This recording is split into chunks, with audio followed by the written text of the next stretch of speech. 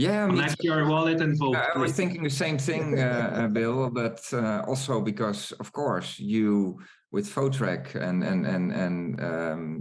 yeah, I'm not sure it's Photrek. Also, the contribution scoring rating project is extremely dear to me, as you know.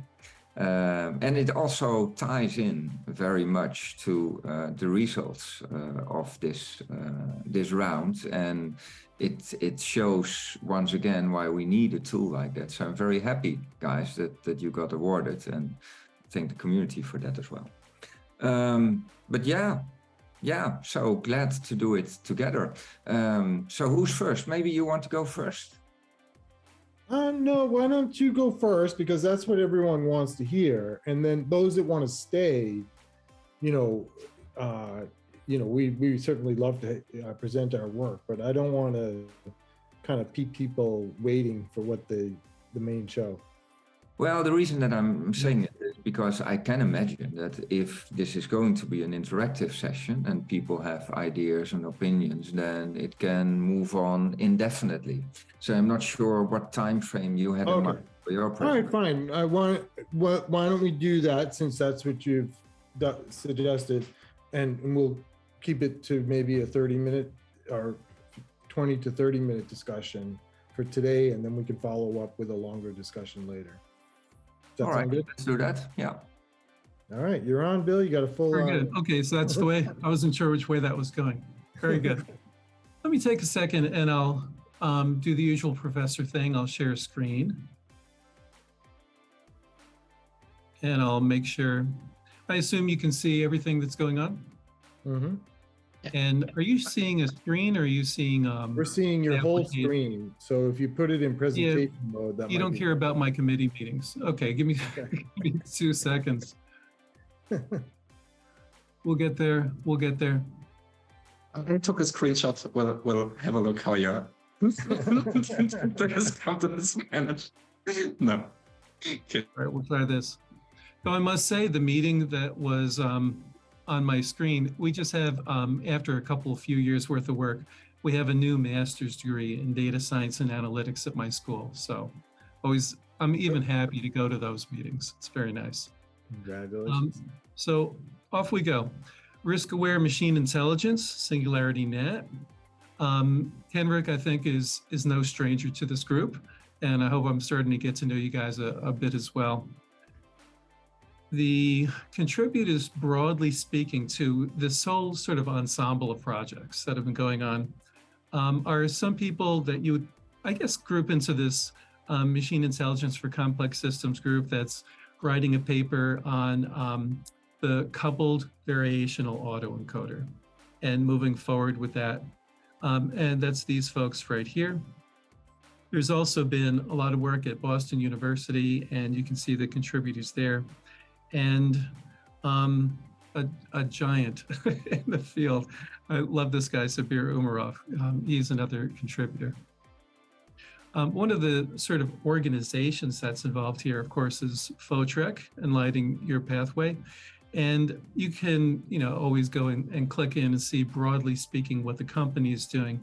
This talk will be more about the activities of some of the activities of that company with Singularity Net. But it's nice. Kenric has put together, could I say, a consortium. He's put together a number of organizations here, one of which is WADA, and they've just been fabulous to work with. I've been working with, through this initiative, Megan Hess, and doing a lot of the sort of marketing and administrative tasks. They've been wonderful. SUNY Poly is my school, and I don't need to tell you too much about us, except I thought you'd be interested that I applied for and was awarded some money, local money, to bring some students on board to try to platform some applications at Singularity Net, to walk them through from the sort of beginning to the end in an AI commercialization process. And they'll, as part of this research program, they'll be writing up their journey and hopefully posting something of interest. So there's that. as we were saying, in Deep Fund 1, we had a couple of projects, one of which has come to completion and the other of which we're pushing along. And they both involved getting things up active on the Singularity Network. One of them has to do with risk-aware assessments of AI algorithms. The idea being there, you want to know how you're doing, in more sophisticated measures than one typically comes across in most of the literature. And so I'll talk in a little bit about RAD, reliability. Of course, now that I'm speaking to you, the words disappear from my mind. Robustness, thank you. Robustness and accuracy and decisiveness. We'll talk about that in a little bit. And the other is putting something online that actually does generative stuff and using a very sort of simple application to get started, MNIST and Cipher 10, just getting those sorts of generative processes up there for somebody to click through and using that as a way to sort of understand the process from soup to nuts, as they say, and put more complex generative processes up there ASAP. In Deep Fund 2, we got an award, and Jan says it's near and dear to his heart, I think to all of us, right? Because one of the very exciting things about this community is how participatory it is. And so this particular project will be trying to understand who are all the sort of players, participants, community members in Singularity, and how to award some assessment of how people are sort of benefiting the community. And we'll do that with, a very solid theoretical foundation, as well as, strong programming. And so Robert will be doing that, and Juana will be doing a lot of outreach to the community to keep the process, because it matters to everybody. And we'll try to keep the process as open as possible. Pushing forward on the generative side of the house, there's another project that we'll be moving forward on and, soliciting funding from a variety of places, simulating risky worlds, which again is going to try to take the data generation that one can do, and I guess it's fair to say one can do, I don't want to say easily, but it's more of a mature technology these days with independent data, things like libraries of images. When you move to sequential or dependent data, things get harder. And so this project is going to try to move the generative processes into new circumstances. So as we speak, and don't worry, I'm watching the clock. Jan can always say, Thistleton, stop, enough. But for right now, I'd say we want to just talk to you a little bit. I think my understanding is that people are coming from a variety of backgrounds here, that there's some people who are more business oriented, some people who are more, marketing oriented, then a lot of, really powerful programmers and all the rest, academics. So I'll just very briefly talk about complex systems, get you into a little bit of nonlinear statistical computing and coupling, quick technical description of a CVAE, some of the applications we're looking towards, and I've built into the talk an explicit place where people can sort of participate in the conversation about the new world we're all of a sudden finding ourselves in. But many speakers say this, and I have the additional benefit of actually believing it. Anything you want to say, anytime, please hop in. Don't let me just ramble, the way my students sometimes do. Okay, so risk in the face of complexity. This is sort of an issue. Risk awareness, how do you spot threats? My parents, when they bought their house, they were city kids, and they bought a house in the country, and they did it in a dry spell. So when they were looking at the backyard, it looked like a nice place for small children to play. They did not do a robust enough risk analysis on our yard, because I kind of grew up with a swamp in the backyard, if you know what I'm saying. So when you build data sets in quiet times, or if you try to build models that aren't aware that there are these big events that can come and knock you down, this is problematic.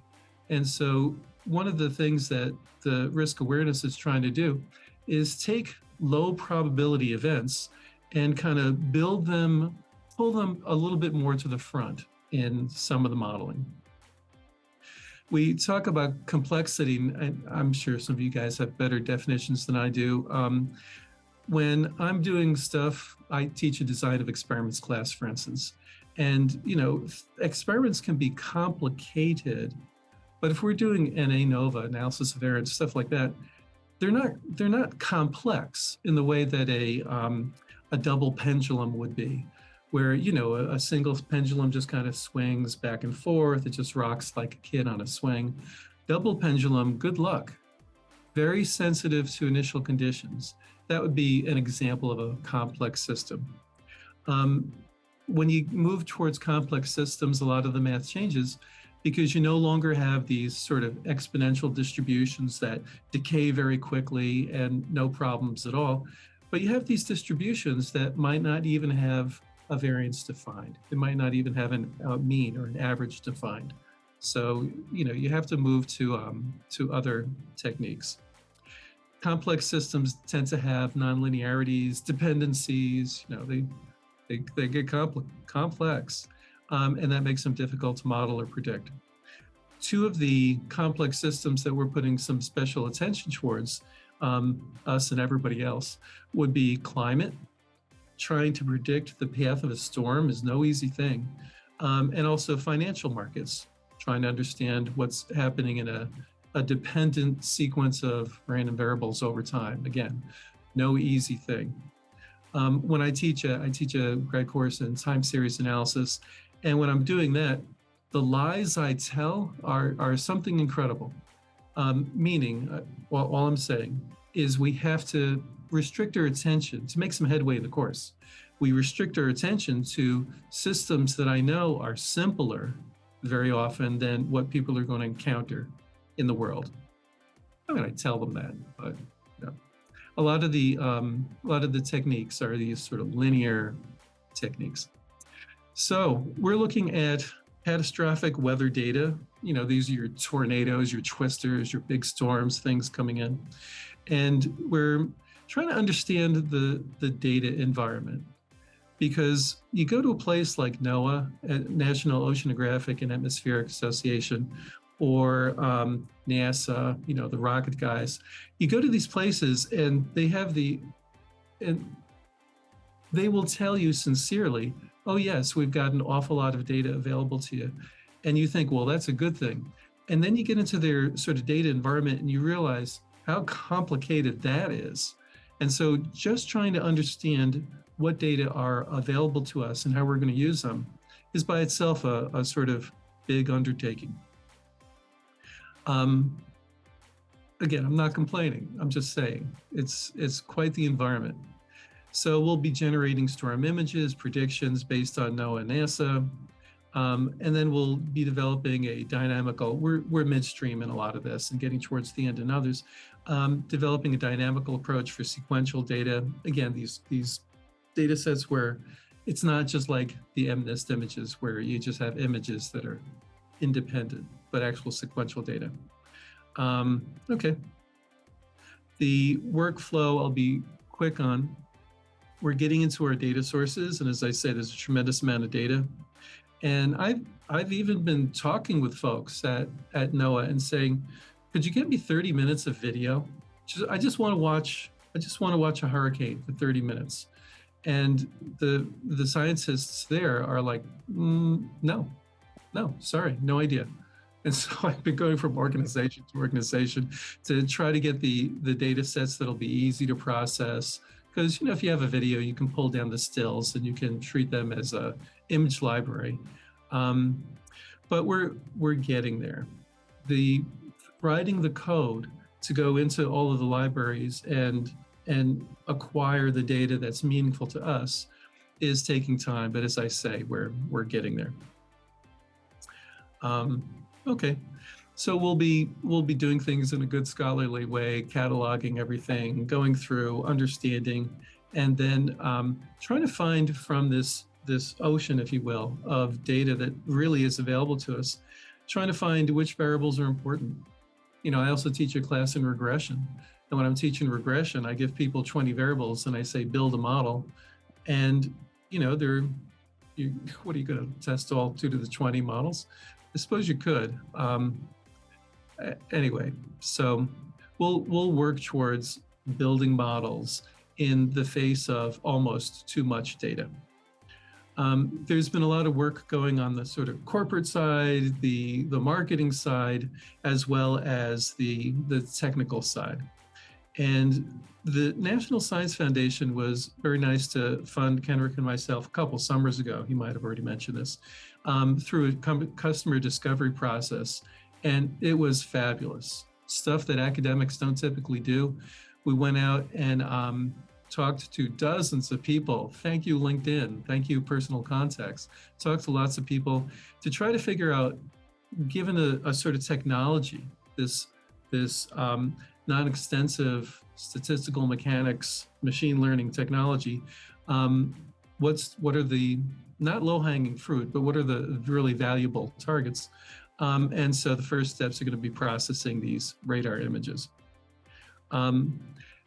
Getting a sort of service on, you know, functioning well online, it does take a lot of time. And two of our guys in particular, Blake and Hong, as well as Ethan, I guess a third researcher slash coder, has been working hard to get stuff on the site and get it working. And stuff is now, it's available, it's hosted, sandbox testing is complete.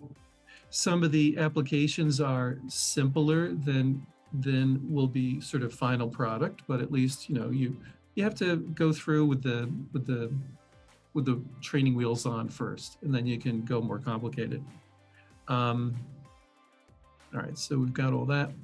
And it's rather a simple, let's say a nice clean interface at this point. But people can choose a data set, they can generate images, new, you know, unseen images from the data set. Bill, I'm going to suggest maybe pausing here. The remainder of the talk goes into more technical depth about the algorithms, but given the way we're doing things today, maybe we should do this in 2 parts. And this could be a good first presentation of our work, and maybe it requires another meeting to do the more technical part. What do you or others think? What in the room? Do you want to hear the more technical work, or do you want to move on to John's review of the proposals? If I get a vote, I kind of roll easy, and so I can go both ways. But I can imagine people will get a little fatigued if we start the tech stuff now. So I'd be more than happy to do that as another one of these breakout rooms in a future session. But additionally, I could propose to you, it gave a really nice introduction already, and we will have the recording as well. Right now, the town halls are scheduled on the bi-weekly base, which means we have a week free. So we can use the recording, we can use already the people who see already, that's interesting, and we can host an additional session for you next Thursday, for example, if you would like to. We actually have conflicts next week, but I appreciate that offer. So we'll, but unless someone feels, unless John, I mean, it's your call, John. But I'm going to suggest that we do the second half maybe in 2 weeks. Well, if both of you think that is the best idea, then who am I to divert from that? Could you share some resources that you have for us to kind of catch up, to get a bit more familiar for next time? Yes, in fact, I'll put in the chat our reports. We have all the reports are public, and we've published at least 5 reports now. So I'll do that, and then maybe you have a bibliography slide, Bill. But let me give you the reports. That's the best way. Very good. I'll do And we that in could- just a moment here. Now, anybody can get a hold of me. I'll put my email in here. If there are any sort of particular questions you have as far as the topics go, never hesitate.